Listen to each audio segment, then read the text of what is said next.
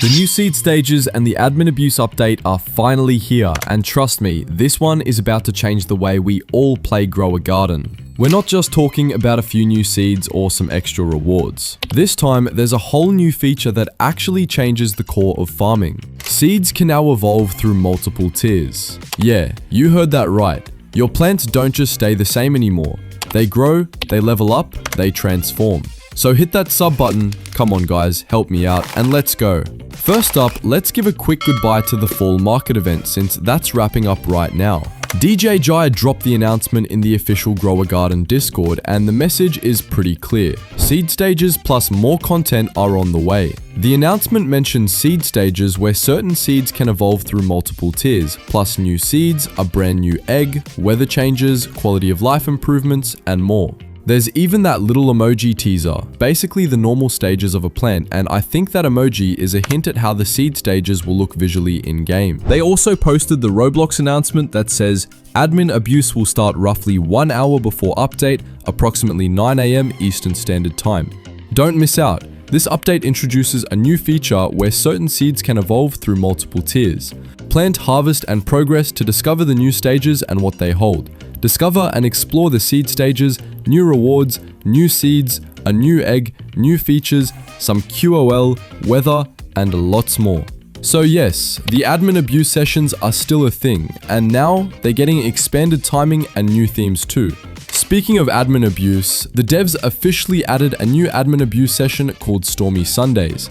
That means we're getting an extra round on Sundays in addition to the usual Saturday chaos. The theme is storms, so expect rain, thunder, and potentially wild new weather effects exclusive to those sessions. Practically speaking, that means double the admin abuse windows, double the chances to find rare seeds and rare gears, and double the weekend madness. If you love chaos drops, Stormy Sundays are going to be a big deal. Now let me explain exactly what tiers means, because a lot of people are asking the same question. How will this actually work in gameplay? Think of tiers as stages of growth for each seed. Tier 1 is the basic form. Plant it, harvest it, get the normal drops. When you push it further through repeated planting, harvesting, or meeting specific conditions, the seed evolves into Tier 2. At Tier 2, you'll likely see visual changes, better drops, and possibly unlocked mechanics. Things like bonus loot, new item pools, or stat multipliers. Tier 3 and beyond are the higher evolutions where the seed can become truly valuable.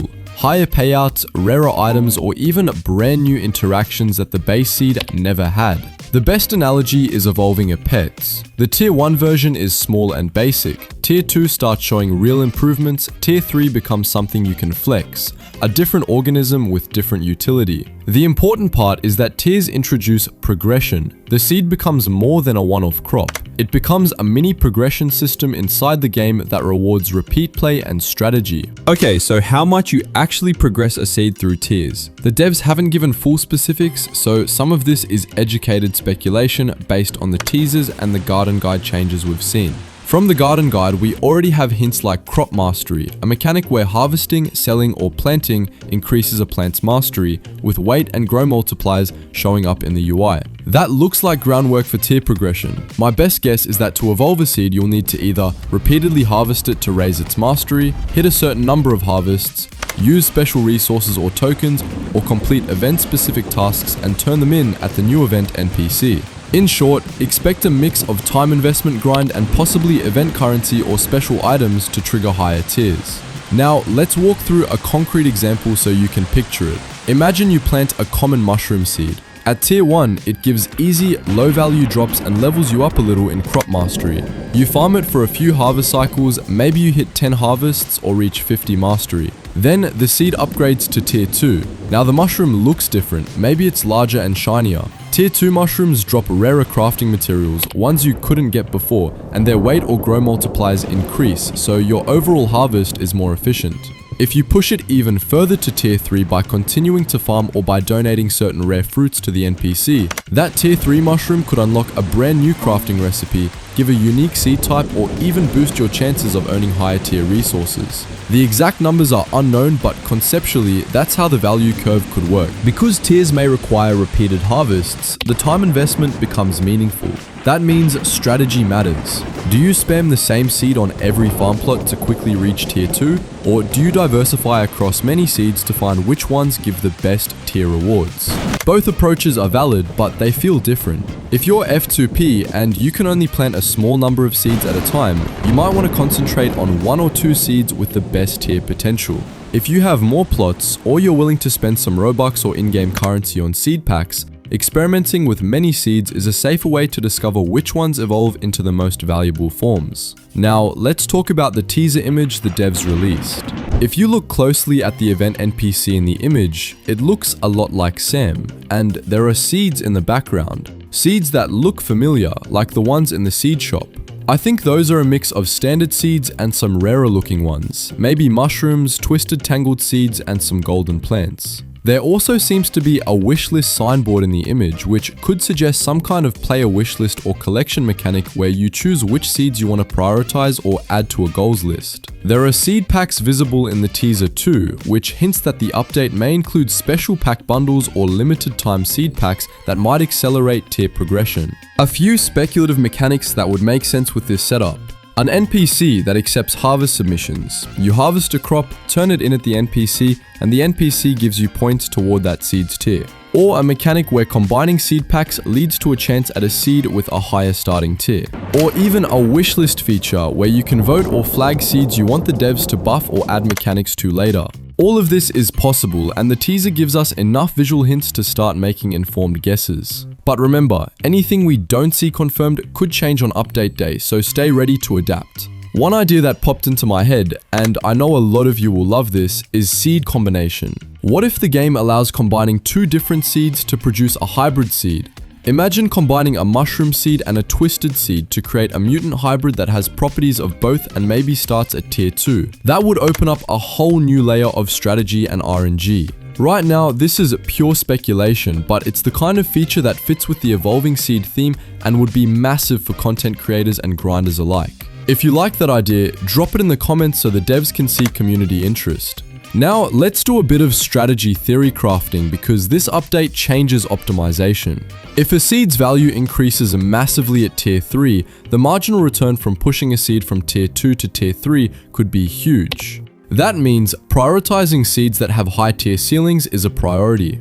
On the other hand, if tier 2 gives decent mid-level bonuses for many seeds, diversifying early could give steady short-term rewards while you test which seeds are worth maxing. For content creators or early adopters, trying a wide variety is a good move so you can show the community which seeds are meta for tier progression. For grinders who want the biggest long-term returns, focusing on 1 or 2 seeds until they hit tier 3 might be the better plan. Let me also call out how weather may tie into all of this. The devs teased weather changes and Stormy Sundays, so weather could act as an external modifier for seed growth. If weather is a modifier, then timing your harvest to line up with beneficial weather could accelerate tier progression. That makes monitoring in-game weather or the admin abuse schedule an optimization problem in itself. I also want to connect this to the Garden Guide's crop mastery feature we saw during the fall market event. The Garden Guide shows a crop mastery section with a question mark tooltip that says, plants, harvest, or sell this plant to increase its mastery, and it lists weight and grow multipliers. This system strongly hints that the devs are tracking plant level progress, and mastery likely feeds directly into the tier system. If mastery increases drop efficiency or unlocks tier gating, then paying attention to the Garden Guide and farming specific crops with mastery in mind will make a huge difference. Let's pivot to Jandel's TikTok post and what it means for the community.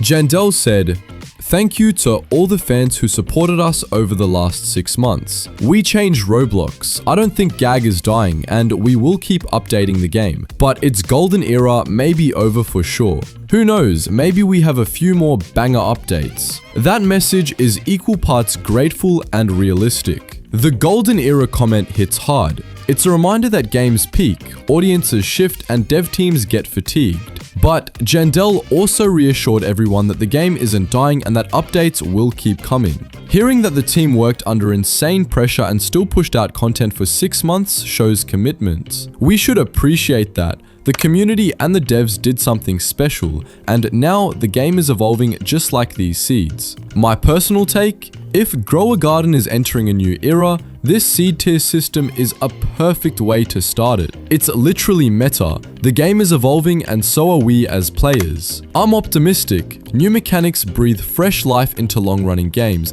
and this one has a lot of potential to keep both veterans and new players engaged. But I'll be honest, there will probably be balance issues at first, and we'll need to be patient and give devs feedback.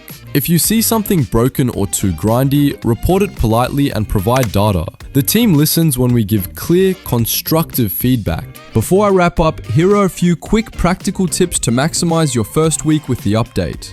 Log in early for admin abuse and Stormy Sundays, save some Robux or event currency for seed packs if you're curious about instant upgrades, use alternate accounts or team strategies to cover more farms at once, prioritize seeds that look visually distinct in the teaser, they might be the new ones, and record your trials so you can compare results later.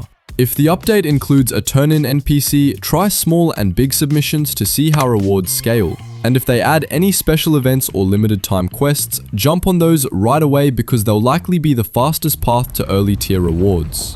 Quick mid-video reminder, if you're still watching and finding this breakdown useful, smash that like button and make sure you're subscribed. It helps me keep making deep dives like this and it tells me you want more Grow a Garden content. Alright, final thoughts. This update looks like it's bringing meaningful depth. Tiered seeds give players long-term goals, the new weather and Stormy Sundays add dynamic weekend content, the event NPC and wishlist hints suggest new ways to interact with the game, and the Garden Guide Crop Mastery ties it all together.